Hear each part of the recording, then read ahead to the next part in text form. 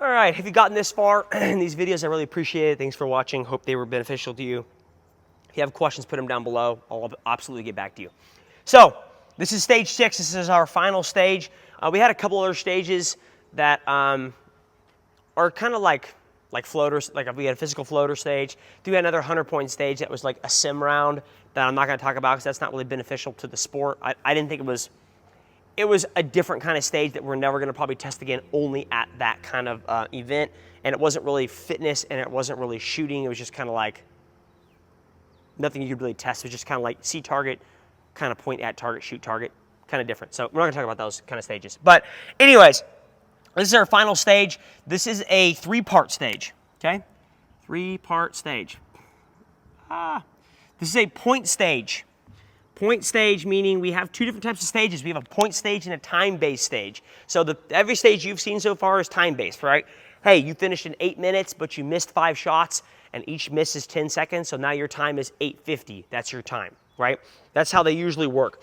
This is a point-based stage where you get points for fitness completed. Wow, my handwriting sucks. And you get points for hits on target. So you don't get penalties for missing, you just don't get a point for missing. So you only get points if you successfully accomplish some fitness or successfully hit the target. So it's not really, it's kind of the opposite of a penalty kind of perspective. So how this stage worked is you had, your loadout was 4x12 rifle and 4x12 pistol. Your pistol target was at like 9 or 10 yards. Here's your pistol target. So they have 2 targets, so I'm expecting to see 24 hits in each shape, okay? Your rifle target was this, and this was at 160 yards. And we'll talk about how we're shooting it in a second, but we're looking again for 24 hits in each square, or shape there, square, I guess. So on the call of go, from 0 to 12 minutes is part A, okay? And then B goes from 12 to 18, so that is 6 minutes in length. And then C goes from 18 to 24. That is also 6 minutes in length. So we have a part A being 12 minutes, and then part B and C being 6 minutes each. You're gonna start here on the firing line. You have for the men's elite, we had 2 jerry cans that were about 70 pounds each, and then a smaller sandbag that was 40 pounds, okay? So you have three little bags here. All your magazines are gonna be stored over here next to a drop zone kind of point. On the call of go, you would pick up your 3 sandbags, your 2 jerry cans, and your 3rd lighter sandbag. You would take them down, you would drop them off, you would pick up 1 rifle mag and 1 pistol mag, then you would bring it back, drop it off, and then shoot your rifle mag and then your pistol mag. You essentially did that 4 times through. So it was, pick up all your sandbag, do your fitness, walk it down to a drop zone, pick up your magazines, come back, shoot 4 times through. You had 12 minutes to accomplish that. If you finished early, let's say you finished at 10 minutes, you could get more points by just taking the sandbags back and forth with no shooting because you already shot all your shots, right? If you didn't finish in 12 minutes and you got time capped, maybe you were still shooting, you were done, and it moved immediately on to part B. But let's finish up the part A before we move on to part B. So what the shooting looked like.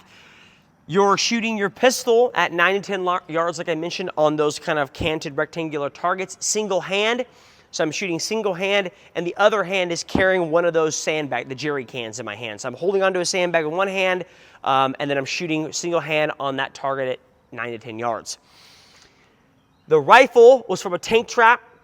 The tank trap had 4 different positions that you had to shoot from. Each shooting sequence that you were there, because there's 4 of them, you had to shoot from a different position of the tank trap. You had to shoot a different time every time. You couldn't shoot all 4 sequences from the same position of the tank trap. 2 spots of the tank trap were up where you had to kneel or sit, and then 2 of them were prone on the ground. That was, of course, at 160 yards on those squares that I showed you. Now, let's say, so how the point system worked is every time you got your sandbags down, you got 2 points. And then every time you brought it back, you got 2 points. So this part A right here is pretty much only worth 16 points of fitness, but then you had 96 available points of shooting, okay? So if you shot perfectly and shot 100%, you got 96 points, plus you got the other 16 points because you had to get those fitness points done, right, to get to shoot your magazines, if that makes sense. So for mathematically perspective, not 106, 112? Yeah, 112. So there's 112 points in Part A. Then as soon as Part A was done, because the 12 minutes hit, technically, let me back up. You could make more points if you finished in 10 minutes and then had time to take sandbags back and forth. You could get more points if you wanted to for bonus points. But as soon as 12 minutes hit, you essentially had a table over here that you took off your gun, your belt, you put your rifle down, all your magazines, your gun belt, everything was off except for your plate carrier. And then you had 6 minutes to perform like a sandbag over, through, and under a yoke. So let me explain what that looked like. We have a yoke, and on the yoke we have a top bar. Top bar is probably like 5 foot tall, and then we had a bottom bar that was probably like 2.5 foot tall, something like that. Maybe this one was 6. Doesn't matter. I think maybe this top one was probably 6. I bet. Okay. So how you get a sandbag? So for men's elite, we had an 80-pound sandbag right here, and for 6 minutes, this is all you did. This was savage. This was pretty hard. So for 6 minutes, all you did was put the sandbag, and then you followed it. So you put the sandbag first, and then you went after it, right? So you put the sandbag over the top of the yoke, okay? So up here, so you put the sandbag over, and then you got over. You could use this kind of other pole to climb over. It wasn't like a 6-foot jump. You could use the other pole to climb. But sandbag over, then you get over. And then it's on the ground on the other side. Then you put the sandbag through the middle, and then you got through the middle. So you pick it up, put it through, then you'd step through. And then what's the next? You put the sandbag under, and then you get under. So sandbag over, you get over. Sandbag through the middle, you get through. Sandbag under the bottom bar, then you get under. And that's what you did for 6 minutes. Monotonous, but tough, right?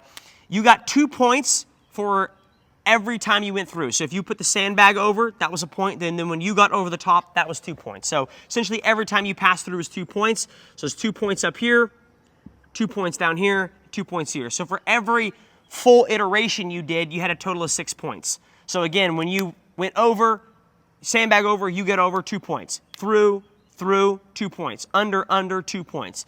And then when you finish that sequence, then you start from the top again. So then you got it through, and now you're going to go over the top. And then she just kept going through and through for 6 minutes, essentially a 6-minute AMRAP.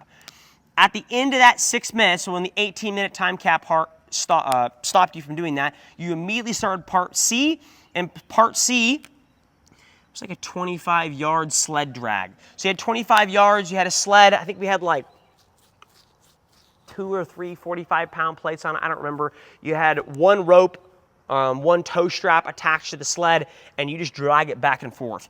Every time you dragged it 25 yards, you got 2 points. So you dragged 25 yards, 2 points. Turn around, come back, 2 points. So for every down and back equaled 4 points. And that's all you did for 6 minutes. And the 24-minute time cap hit, you were done. And then what they would do is they would total up all your points. They would total up all your fitness points, because you had a judge that was clicking and taking clickers, or he was clicking points every time.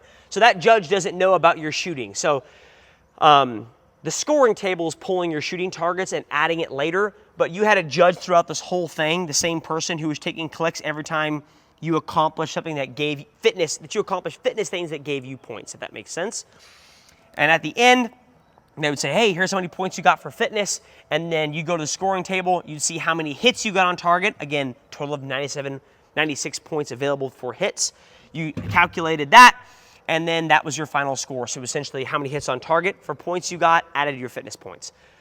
I believe when the whole thing was done, I got 186 points for just fitness. I only got 16 points here. I did not do any bonus rounds for farmer carry, so take that out. I got 170 points from Part B and Part C.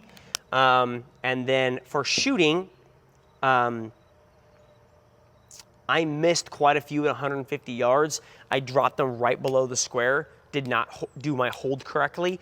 I dropped quite a few shots there. I don't remember exactly how many I dropped now that I'm thinking about it. I didn't bring my target with me, but dropped quite a few rifle. I dropped only two pistol, but dropped quite a few rifle.